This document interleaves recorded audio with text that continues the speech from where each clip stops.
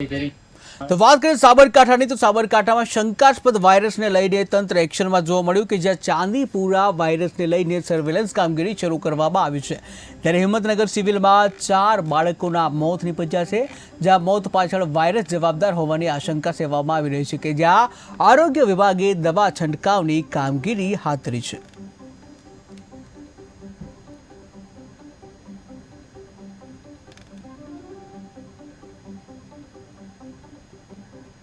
એમાં એક હિંમતનગરનું પીપળિયા ગામનું અને બીજો કેસ આપણા ખેડ બ્રહ્માના દિખથલી ગામનો છે, જેમાંથી દિખથલી ગામના બાળકનું મૃત્યુ થયેલ છે અને જે બીજું પીપળિયાની જે દીકરી છે એ હાલ આપણા જીમર્સ મેડિકલ કોલેજમાં એડમિટ છે અને એનું તબિયત ખૂબ સારું છે. આ દરેક બાળકના સેમ્પલ લેવામાં આવ્યા છે અને સેમ્પલ આપણે વાયરોલોજી લેબોરેટરી NIV પુણેમાં મોકલી આપેલ છે અને આ સેમ્પલનું રિઝલ્ટ 4-5 દિવસમાં આવી જશે આપણા જોડે. જનરલી એવું કહેવાય છે કોઈ બાળકનું રિઝલ્ટ આવ્યું છે અને 30% જેટલું ચાંદીપુરમ બતાવી રહ્યું છે. ના, એવું ન હોય. આમાં જો હોય તો 100% જ હોય, 30% અને 40% આમાં નથી હોતું.